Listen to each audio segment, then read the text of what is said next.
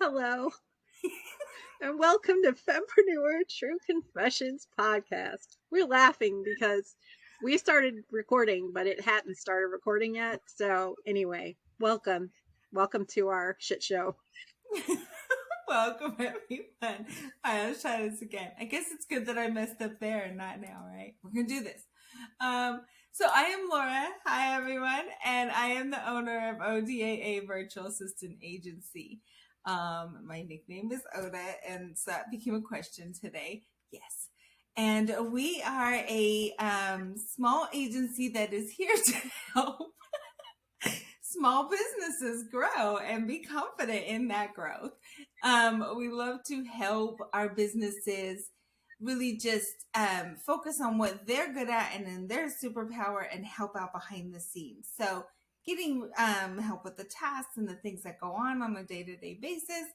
We are here to help with that and help you learn to delegate that out so you can shine in what you do best in your business. And that is Oda. Yes, absolutely. And we're giggling because if you can't see us, I, I don't know. We've got the giggles today. That's all I can say about that. But I'm Angelique, and with Lady Powerhouse Solutions, Laura and I do a lot of the same stuff, not in totality, but really similar niche and target market. Lady Powerhouse Solutions has always had a heart-centered approach to offering project and event management. Our target market, the people we really love to work with are those value-driven women entrepreneurs who are on fire and lighten up the world with their passion and drive. So we help them achieve their missions in the most authentic way possible. Love. All right. I even have my outline up. I was ready. Gosh, dog it. Okay. So, yes, and I together, can see that. I should know this by now. How many months have we been doing this? Gosh. So together, Right, by heart. We should know it by heart. Right. Memories. But together we're Fempreneur True Confessions podcast. And our mission, other than to be fun, is to empower women in business and life and to live in authentically and support each other instead of competing with each other. So we model this authenticity through our business, our personal relationships, our business relationships, and we empower other women to do the same. Yeah. And you know, I think we tend to have a really lighthearted approach to this.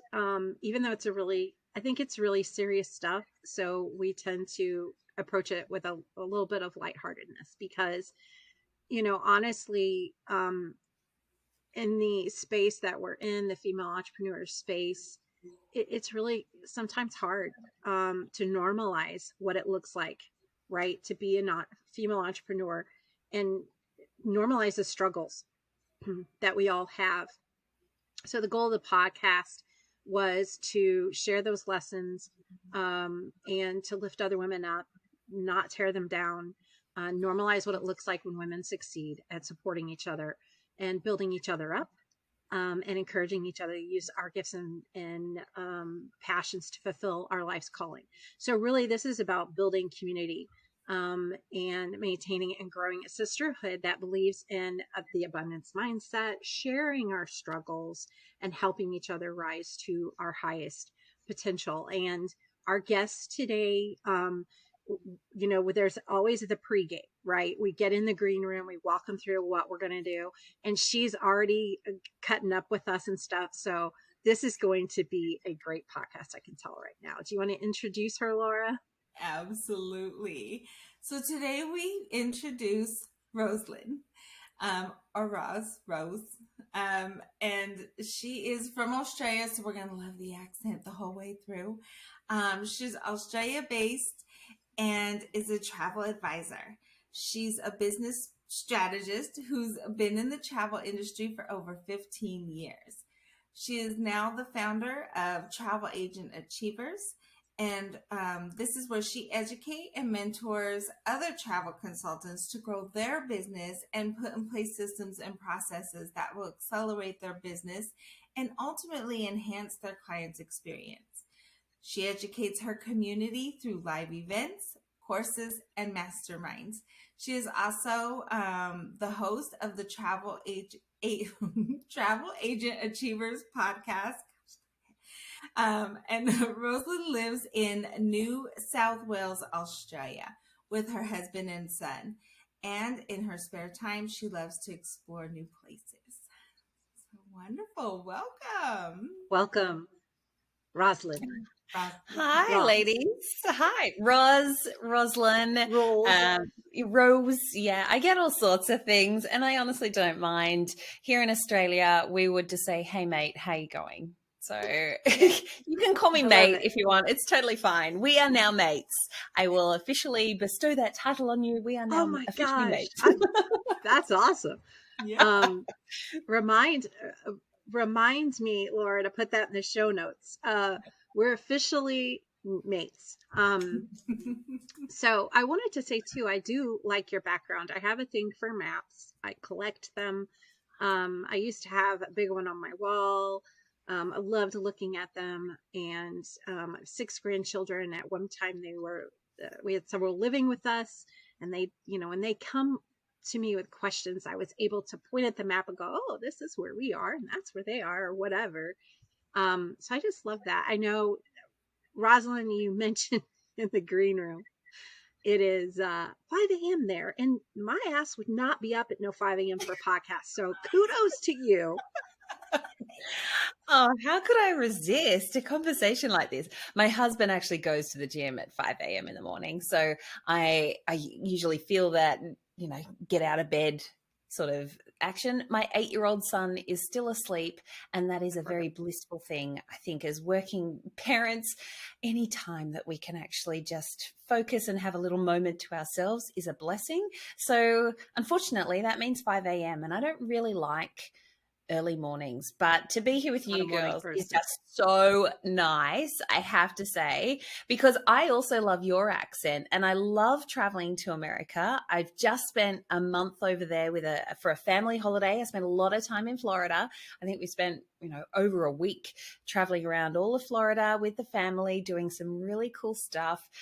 But I was also recently back there only a couple of weeks ago. I spent a week in Palm Springs, so I am all over it, traveling and doing what I love. And yes, the map behind me is a world map for those of you that can't see us. So a world map behind me. It's very colorful. And I'm exactly like you, Angelique. I love having my son come in here and ask about different places and question, how big the world is and where everything is. And then I get him to find places, where is, my niece and nephew that live in Germany, and he finds them on the map. And it is such a cool thing. I was saying in the car yesterday as we were driving home from Sydney that we used to have maps. Like, do you guys remember having a map in the car that you would read a street map to actually get anywhere and have the big maps like you say, Angelique? Yeah. So I said to him, mate, you are so lucky that you now have somebody telling you over the car, a voice that tells you when to turn and to which direction, because when I was growing up, I was actually reading out of a book and I had to know my left and right. And I had to point and how far things were in the distance. So yeah, maps are a very big thing and I love it. I love being able just to see the world around us because it is so big and I don't think we realize it sometimes. Yeah. How I know in the small we cars live, where they complain about, like if you're on your phone, the car accidents you can have or get off your phone and all that. And I'm like, we used to literally put paper up in front of us and read a map as we drove. You'd see that driving down the highway. Where am I at? I'm lost. What is that? Yeah, we did. You're right. We did. Oh my goodness. Yes. Or it was sitting on the seat next to you and you actually had to look. Like I look to my left. I know that you look to your right, but it is very much that we did. We were always distracted. Yeah. So talk about the influence that travel has had in your life because you grew up traveling. Well, I grew up on a small country farm and, with all the animals. My version of travel when I was little was to go camping. and I was so excited to go whitewater rafting as a family. That was a big deal for us. To go away in a van or sleep in a tent, that was an adventure and something that I absolutely loved. I didn't take my first international trip until I was 21. And that was a very big deal for me. I'd always dreamed of going to France, and Paris was my one place that I wanted to visit. I went to Thailand for my first holiday with my sister and a few friends, and we had an amazing time. Wow. I think, though, it all started when I was quite young because I loved geography in school. I loved ancient history. I loved English. I just loved learning about so many different places that I couldn't even fathom coming from a small country town. And we would go to the animal shows and our local country fairs. And I was the Jersey princess. Like, I didn't want to get dirty. I would wear the sash, and I would put the sash on the animals when they won a prize. I wasn't, wanting to get in all the muck. But I loved growing up in that environment because there were so many cool things that I could see and do. So my first international trip was to Thailand. My second one was then to go backpacking around Europe. So off with a girlfriend, and we spent 6 weeks overseas, and I loved it. Paris initially for me was a bit of a disappointment, but I didn't know where I should actually be staying. So I think I actually stayed in a really dodgy part of Paris as a backpacker. One of those hostels, huh? Oh my gosh, the hostels, right? And in a really bad part of town. But I didn't know any different. And from that, it just fueled my passion for travel. But I didn't get into travel straight away. So I went down the hospitality and the tourism path. I worked in 5-star hotels. I was on the front desk. I was welcoming guests. I then moved into a marketing role where I was working for an international college. And it's where Nicole Kidman and Keith Urban got married. It's this big castle on a hill in Sydney overlooking the beach. It was absolutely magical. And I was in my early 20s. It was a hotel school. And in that environment, my job was to promote Australia as a destination for international students. So I went into the corporate side of things in marketing and sales and worked my way up. And in that role, I was able to travel the world and promote Australia as a destination. So I had like my Tourism Australia hat on, and I would stand on stages, in Norway when it's minus 30 degrees, absolutely freezing. And I'd be like, what are you guys doing here? I'm in Australia and it's summer right now. Like, here's the beach. It was a very easy sell in some places. But at others, there was this real language disconnect. And I had to learn that every country is different. And I did that very quickly. So I had some crazy experiences that I look back now and I'm really appreciative of. But at the time, I was very naive as well. I felt there was one stage I was in Turkey and I felt really unsafe. I felt like I was being followed, and I was. And so I was like, okay, this is really not cool for somebody in their mid-20s traveling alone in a corporate world, and locked myself in a hotel room for a few days. I was working with Austrade and the Australian trade government. I'd go to China, and anywhere around Asia, you may not speak the language. So you have to find other ways to communicate. And for me, it was a lot of hand gestures and I need to eat, or I'm looking for something specific. And I would spend a lot of time in Ruth Chris. Just so you guys know, I love Ruth Chris, the steakhouses, because they're dotted all over Asia, and I could take my computer and go and sit in the restaurant and work, but I felt safe. It was safe food for me. It was familiar. It was always in a good affluent area. So being a single female traveler, I knew that I'd be okay. Yeah. And so I think there were so many travel experiences that really built up who I was. But at the same time, I was in the corporate world. So I was understanding sales, marketing, operations. I was working at different time zones. So I needed to make sure that my team had work to do. I was responsible in the end. I was the director of sales and marketing for Australia for Kaplan Education. And I know, Kaplan, that's in the States. It was very new to Australia, and we had 6 colleges, and I was responsible for the sales and marketing for all of them. I had a team in Australia of about 10 staff, plus I was responsible for sales teams globally in promoting Australia. So I understood marketing budgets and multi-million dollar sales targets and trying to feed a lot of things to a lot of different people. I did that for quite a while, and I spent just about 10 years in international education, and I loved it. Everything revolved around travel for me. I was so excited to get on a plane. I would be in a different destination, and I'd rock up to the airport and I'd hear the Qantas staff saying, we're traveling now to Sydney, Australia. And I'd be like, oh my God, that accent's amazing. I just want to get on that plane and go home. So I spent quite a bit of time in the industry, and one day I think I had a conniption and snapped and went, you know what? I don't want to do this anymore. And I resigned from my job and thought, I want to work in travel. And everyone said that I was crazy. My friends, my family, like, what are you doing? I had a couple of supportive people that like, yeah, okay, you can do this. Like, you've got the skills, you've got the background. But what I didn't know was that I didn't understand the travel systems. And to be honest, they're very archaic. They're designed to move forward, not backwards. Refunding is just not a thing. You just keep moving forward. And I learnt all of that. I got in and I worked super hard.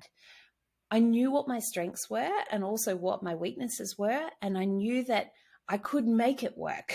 So I just got in and started helping friends and family travel.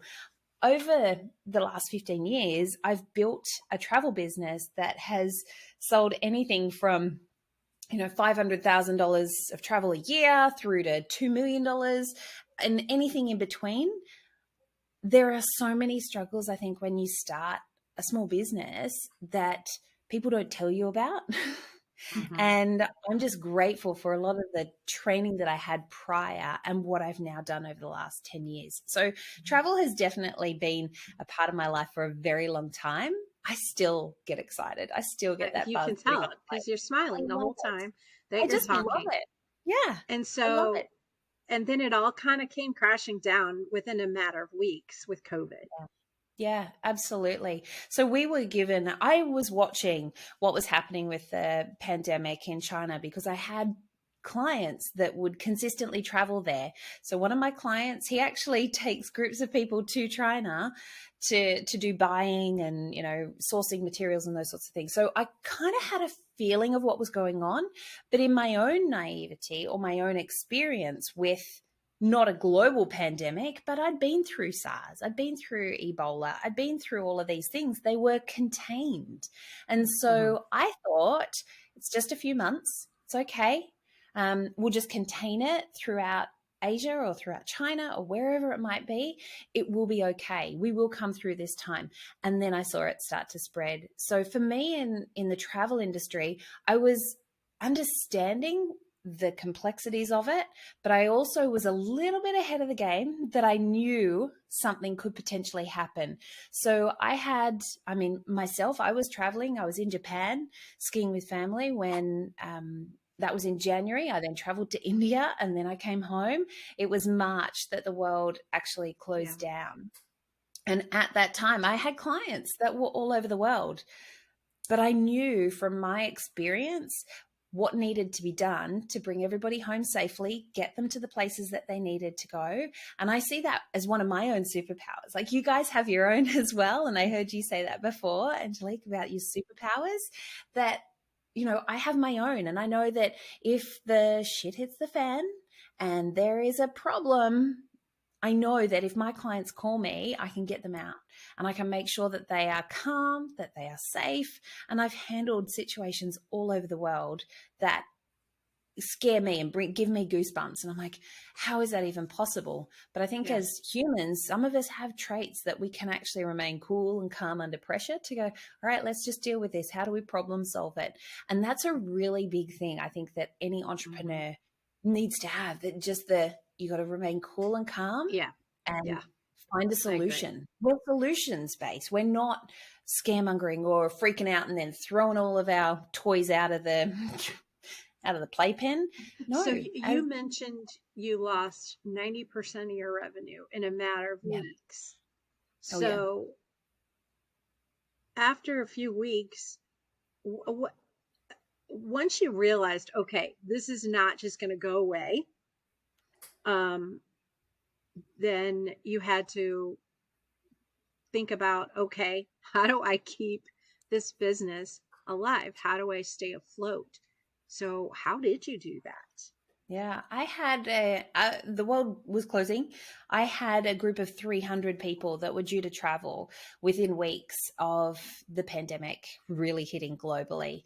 So for me, what I knew I needed to do was just consolidate and go, hang on, what is going on here? Who do I need to bring into my inner circle that I can trust and talk to? And it, yeah, 90%. I lost the future income Yeah. and carrying the weight and what I felt was the weight of the world on my shoulders Yeah. for 2 years. I mean, I'm in Australia, so we were an island, probably not as bad as New Zealand, our cousins, but for Australia, we weren't allowed out of the country unless you had special dispensation. We had to do hotel stays if you came back to Australia for 2 weeks. I had friends that were working in mining, oil and gas, and those industries had to keep going. And they spent, 4 or 5 times returning to Australia, spending 2 weeks in a hotel room by themselves. And that I just thought for mental health purposes was crazy, but they did it and they found solutions. So when everything closed down, I knew that there were a few things that I needed to do. I knew that I needed to surround myself with the people that had the same mentality as me, which was, let's get through this. What can we do to come through this time? I relied on my business skills and my mentors and said, how do you see this playing out? What are you doing in your business? And was able to really take stock of my own business. The first thing that I did was look at cash flow. First thing. And I think in the travel industry, a lot of advisors, a lot of travel agents and travel advisors and professionals, they didn't actually have the business education and so struggled and went, you know what? I've just lost everything. I've had to pay back commission that I might have earned 18 months ago or 12 months ago. That put food on the table and a roof over my head. I can't do this anymore. This is too hard. And we lost a lot of people in the industry, and we are still struggling now as an industry to actually handle the volume of bookings that are coming in because it is insurmountable. Like, it's just crazy. But it was, surround yourself with people. And who did I want in my inner circle that I could just be real with? Because I knew that I had to have that strong presence going outwards to clients and say, I've got you. Things are going to be okay. Here's what we're doing. Communication was crucial. I was doing Facebook Lives every day. Prior to that, I hadn't done a whole lot, but I knew that I had hundreds and hundreds of clients that were relying on me to really take care of them. And I'd always said, you can trust me. I've always got your back. I am always there for you, no matter what. And they knew that I had that resilience, but it was just a matter of what are the details. So surrounding myself, understanding my numbers and cash flow and business, and then also my team. And I love that you two work in the space of virtual assistants. I call them, my extension of my own self, my international team members as well. And I said to my team, I need you guys to step up. Here's what I'm going to do. I'm going to remain the face of the business. I will still talk to all of our clients on a daily basis. I will be on that phone. I will be digging around. I'll be talking to suppliers. But I need you to do what you do best, which is handle the behind the scenes, the systems, and the documentation. Because I knew that if we had clients that would then be able to use travel credits in the future, I needed to know those rules inside and out, when they could go, what they could use, how much we had, who was holding the money, what the dates were around it, the project management systems that we have. Logistics nightmare. Oh Man. my gosh, it was crazy. Wait, you said crazy. the word project manager? Yeah. My ears tingled.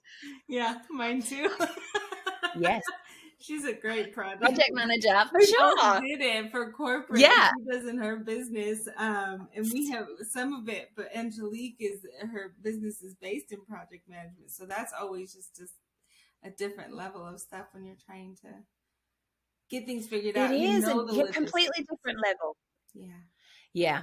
And even like Angelique, with you in events. So a lot of my business is large international conferences and events. Yeah. And that you need to have something to contain the information because there are so many moving parts. So yes, project management, I love it. My team all use it. And we have, like, even in our travel business, we've got 67 steps to processing a booking.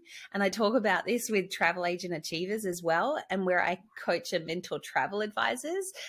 The 67 steps, and that is from the booking comes in or the inquiry comes in, all of the things that you need to do until that client returns. That has to sit somewhere because every client is given the same experience.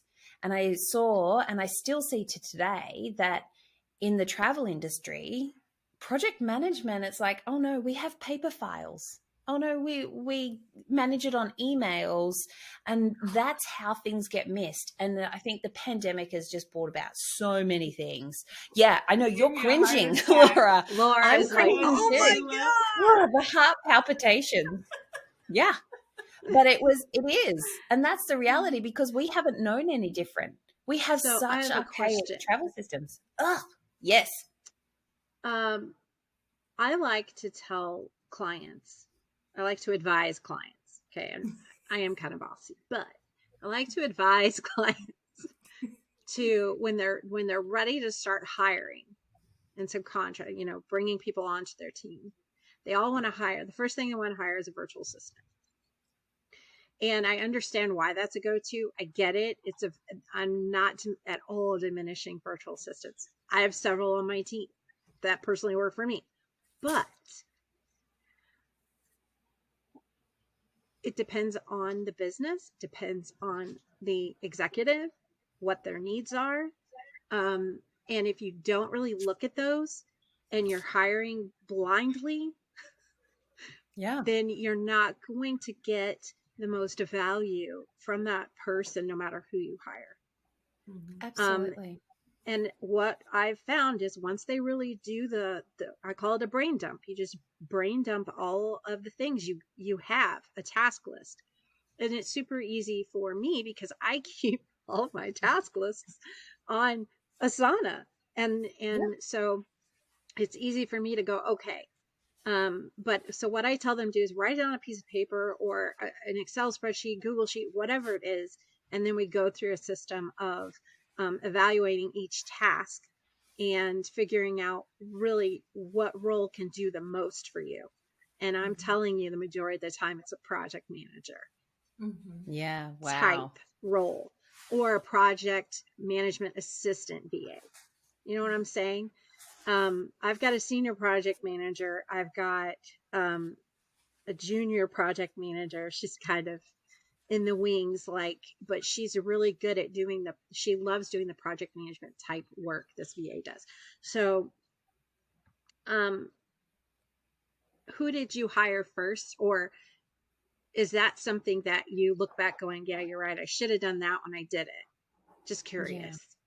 So I've had staff for many, many years. It was one of the first things that I looked at because I couldn't do everything myself. And I started with, like you with the spreadsheets, I have a checklist. So even on our free I resources, love you. I have love a you, Roz. checklist that has, 50 things that you can outsource for bringing on a new staff member, because in the travel space a lot of advisors feel as though they need to do everything for their value to be recognized. Absolutely everything. So for me, I've had staff that have sat next to me. I've had staff that have sat, up the road in a different office. I've had staff that are based all over the world. And whether they have been on, a couple of hours a week through to full time, the first person that I actually hired was like an executive assistant because I didn't like doing all the bits of things. I knew that I needed to book the flights. I knew that I Yeah. needed to connect with the clients. But from a marketing point of view, even though that was my background and I love it, I just knew that I couldn't outsource. I couldn't outsource some of the other tasks. So where did I have to be to make the business grow and strengthen? Right. And then from that, like now I have two amazing women who are specifically just booking the travel and working in our project management system for our events and for our individual clients. And they are doing all the things. So they've got all the systems and the processes in there and following it step by step. I then have a marketing assistant that works directly with me. I've got people who are there on a contract basis that are helping with the podcast. Now, as an entrepreneur or as a business owner, generally we feel as though we have to do everything, or we just know how to do it and we can get it done faster. Oh, can we talk about that? Yeah. Systems talk are about that? crucial. Yeah. Because it's such a lie, and I'm just going to call it out. It's a lie when you think to yourself, "Oh, I can just do it myself. I can do it faster myself."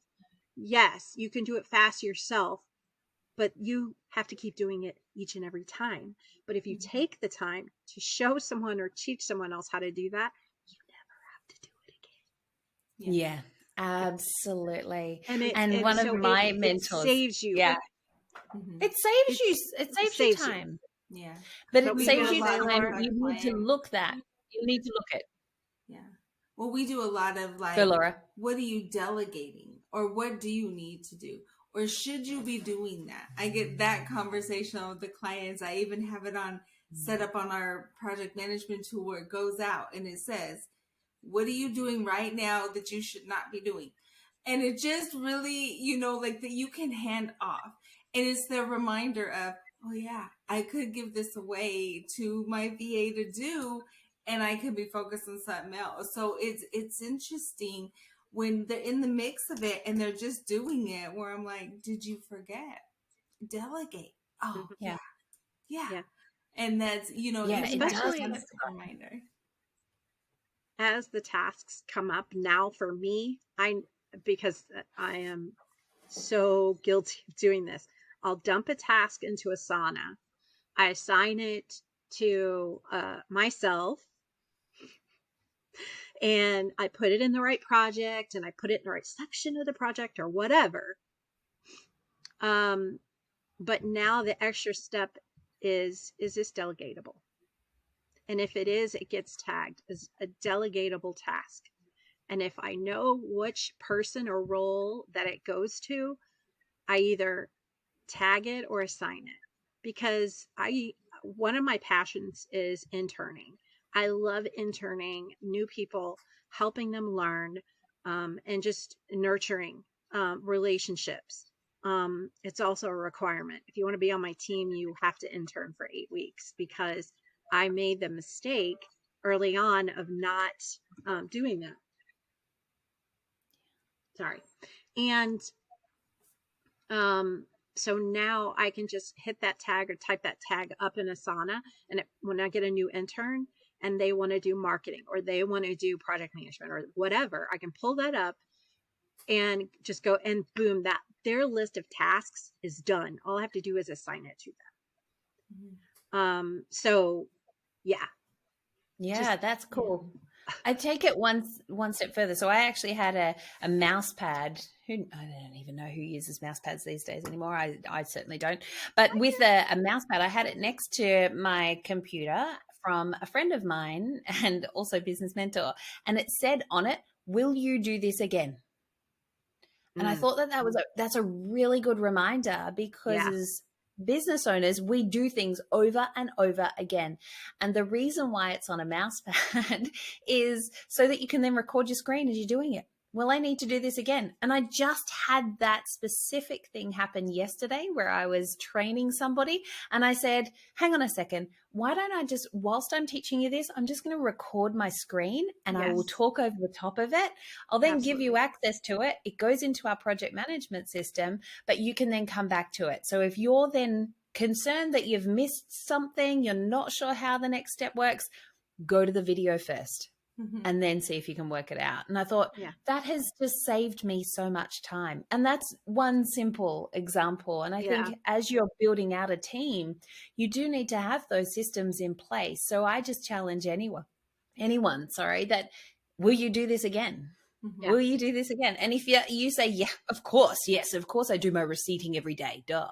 Of course I do, post to social media. Of course I, do whatever it is that you do in your business. I'm like, okay, well, if you're going to do it again, just record your screen, get it sorted, have it there in a folder. Like, even if you don't want to go that next step, just record it and save it appropriately. Come back to it. I still find, even in my own business, for instance, with the podcast, you can also systemize it, create an automation. So I was doing something yesterday, and it was like a duh moment, because I'm like, why haven't I automated this? Yeah. Why haven't I automated this? This is automatable. Why am I doing this freaking manually? Why am I asking someone else to do it manually and paying them or not paying them, whatever the case may be? Laura, for instance, I just automated one of our tasks for the podcast this morning. I was so excited. So automations too are okay. Yeah. We'll talk afterwards. So you've mentioned a lot, Roz, having mentors, having your inner circle, your crew, your posse, whatever you want to call it. But, and this has come up in recent conversations and podcast conversations as well. But what we often don't touch on is, where do you find, especially for a new entrepreneur or an entrepreneur is like, yeah, mentor sounds good. Where do we find these? Where did you find yours, and how did those relationships come about? I am one of those people that when you go to an airport, you walk into the news agency, and you know how you generally go into the news agency and you're like, oh, I just need a trashy magazine and a bottle of water for the flight. Right? That's generally what people do, or a packet of chips to annoy the passengers next to me, whatever it is for you, right? I am that person that will go to the business books. And I will look at what is in the bookshelf. And I did this for many years whilst I was in corporate, because I wanted to learn. I was so hungry for knowledge and actually wanting to improve my own self and improve my own skills. So I've done a lot of work on myself. And through that process, then found, who do I like? And I would start to follow them. And I think that's now easier than ever to then get into somebody's world through their masterminds or their online courses or following them on social media and engaging with them. I think that there are relationships that definitely can be built no matter who it is. And even having a platform like a podcast here, there are people that are going to look to both of you and say, wow, how does she do, or how do they do what they do? I really want to learn from them. So I encourage people just to reach out, because the reality is we're having this conversation here. We don't know who's listening. And so when we get feedback and we get messages from people, that also inspires us to do more and to help more and to encourage other people. And I love it when I get people reach out to me on social media and they're like, oh, or see me at an event and they're like, oh my gosh, I can't believe I'm meeting you in person. I'm like, hey, I'm still human. And I think that that's where everything for me has come from, through the mentors that I now consider friends, because I've reached out to them. I've read their books. I've listened to their podcasts. I've been in their orbit. I've understood who they are. When I first got into the online course world, it was back when Amy Porterfield she wasn't starting out, but she was, doing certain things. And I flew to America. I attended her events. I flew back to be part of an inner circle of only 100 people. Like, I was there and I was all for it, because I knew that I wanted to learn from somebody who I admired and respected so much. And that for me is when I see the relationship change because I can ask questions, I can get personal with them, but I learn and I implement. And that is one of the biggest things I know as a coach and mentor to travel advisors now globally. For me, if I have somebody that's part of our programs that is learning, I'm all in. But if they implement and I see the results that they actually get from it, oh my gosh, they definitely get more time from me because I know that they're hungry for it and I can see them succeed and I can celebrate their success. They're walking the talk. Yeah. Correct. And that's one thing I love when my interns ask a bunch of questions. Yeah. Don't be afraid. Laura introduced me to a program out of New York City that works with high school students, and it's a grant-based program that pays the students to work in businesses. Now they also do brick and mortars locally, but they also have a virtual program. And they're in high school. They're not super confident. They're not. Yeah. And so I'm always telling them, there are no stupid questions. You can ask any questions, and that I always tell them, take notes, watch the recordings 15 times and make sure I haven't answered this question already. Because if you do ask me the same question several times, I am going to push back at that point. Right. But ask questions. And when somebody does that, yes, they're engaged. So yeah, they're engaged. And I think that's where my mentors have definitely come from. And I don't say, it needs to be somebody who's on an international stage. It doesn't have to be that. It can be people in your own, networks. I have got an incredible mentor who runs a fantastic business, totally different industry. I admire her for her corporate background, everything that she's done up until this point. And I see her like a second mum to me now. And I'm like, wow, what she has done and achieved, I absolutely love. And I will go to her with my business problems and say, oh my gosh. And she's like, Ros, you have no idea how good you are. And until you actually realize that, you're not going to go any further. But we need to keep chipping away at these certain things. And having people in your corner that believe in you when you may not believe in yourself, that is a game changer as well, because it takes time. And as a business owner and as an entrepreneur and somebody who is starting something new, that self-doubt can talk really loud. And I just want for everyone to be able to have people in their corner that are going to cheer them on, because you're going to have the haters as well. You're going to have people that are saying to you, you can't do that. That's too hard. Why would you do something like that? Yeah. But you will always have people like that, whether they are family, friends, or outsiders. There will always be people that. What about the one in our head?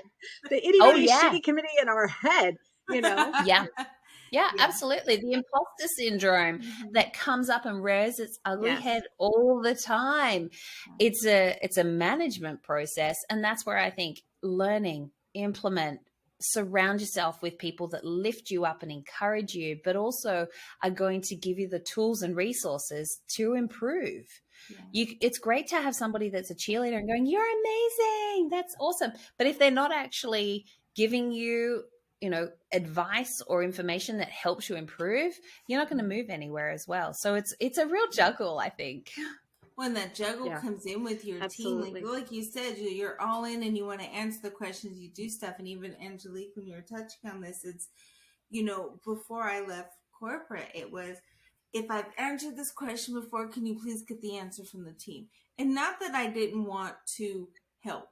I was busy, and especially in that corporate mode. So I became kind of like that person that seemed a bit intimidating or unapproachable at times, because I had to, there was a vibe about me at times where I was like, right now I am untouchable. I need you to leave me alone because I have other stuff to do. But it wasn't them. It wasn't that I didn't want to help. It was, right. Okay, there's got to be somebody else on this team that has this information, because right now is not the time.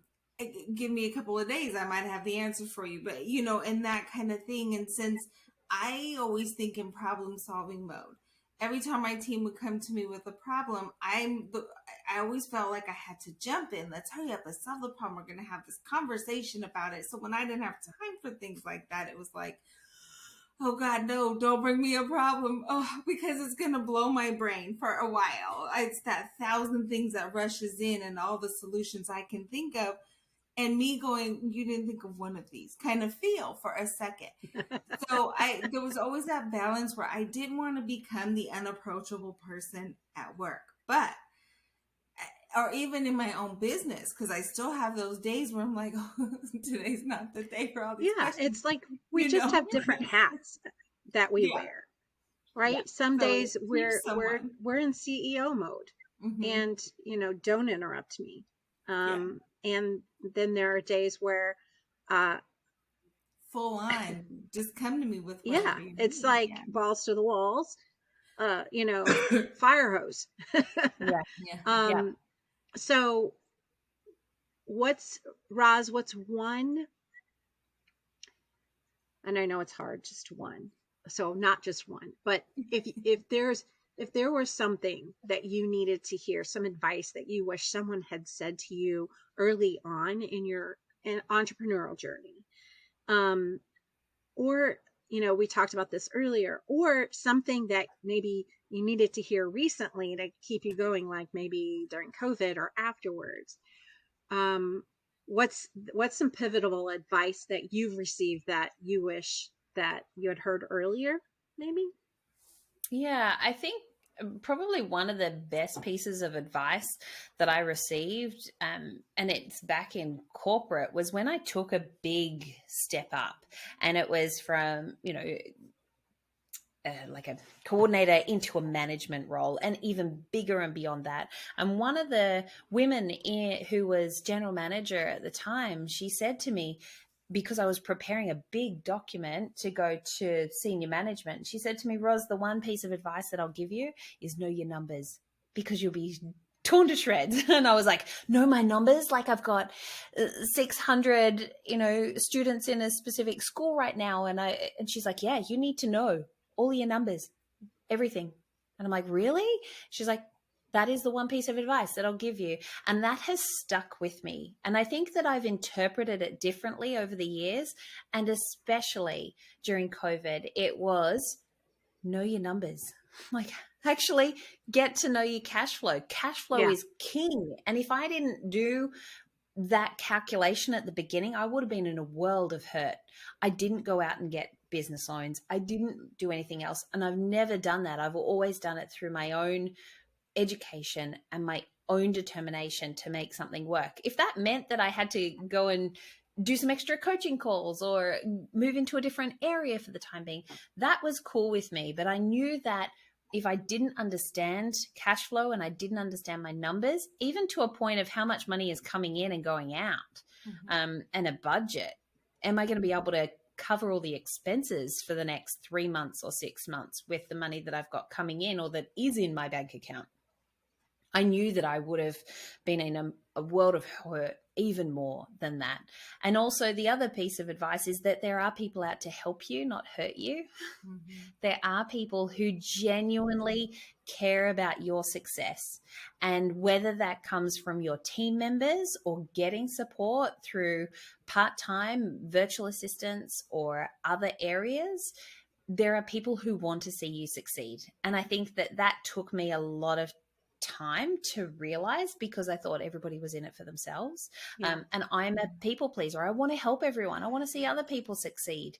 And it's never been a priority for me to be on a different platform or on a stage. It's never been my thing. I've always wanted to champion others. And I think that's why I'm in the travel industry as well. So, I just want to help and see other people explore this incredible planet.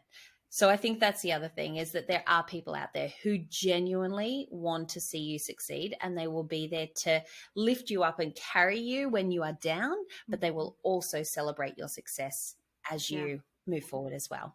And Lady Powerhouse and ODAA are two businesses that do. We want to see you succeed. I mean, that's why I get up in the morning. It You really champion is. our It really environment. is. I love what I do. Yeah, yeah. Well, Roz, it's been a pleasure. I have a feeling I'm going to be in your DMs in a good way. I know Good. that's We're I love that that. saying stalkers. has some connotation to it. We're I love it. stalkers. I We're little love it. internet Well, we'd already stalkers. connected through LinkedIn and I got a beautiful message from you ladies. So I was like, oh, this is awesome. Like, this is, as I said right at the beginning, we are now mates. And, Awesome. that's a lifelong thing here in Australia. So let's continue to chat. Thank you so much for having me on today. I really appreciate it. And I hope that all of your listeners get something and they're able to take away some information. Please reach out to me. I'm here to champion your success as well. Awesome. Thank you. And Laura, Mhm. hit it. Oh, She's like, what? Okay. I got into this. Woo, woo, woo. Okay, so guess what, everybody? On top of everything else that's gone on, she's got freebies for us. So, what you're going to want to do is you're going to want to check out her podcast, Travel Agent Achievers. Make sure you go in, subscribe, follow, do all the stuff she needs you to do with that, and really listen in on what she's doing. And then her tools of the trade section on her website is for free resources for you. So definitely we will have the link in the show notes when everything goes up. And you definitely want to go there, see what she's got going on and get all those resources and reach out. Especially if you're traveling, Yeah. reach out because we know the experts know what they're doing. Something we can go in there and get it done ourselves. But should you? So reach out if you need some help and any questions as well. Yeah. And the resources, it's interesting. You have really similar, um, mine's called, I think I call it the toolbox or the toolkit or something like that. But I really like, maybe it is tools of the trade. I don't know. Uh, it's my own website and I don't even know, but I'm scrolling through it right now. And I, I can see some of the same, um, resources that we suggest for our for on our websites, my website and Laura, when I say we, um, and so it's not just for travel agents. If you're an entrepreneur, a lot of these items are going to help you. So don't think that because you're not a travel agent that there isn't value there. There is value there. So go check it out. And we have an ask at the end of every episode, and right now we're still plugging the YouTube channel. If you aren't a subscriber, please subscribe. If you are, please share, invite others to subscribe and follow us on YouTube and in all the places so that we can basically increase our influence and like Roz said, truly help people because that's what we want to do. So thank you again, Roz, for being with us. We very much appreciate you joining us. And until next time, Enjoy, bye for now. everyone. Bye. Bye.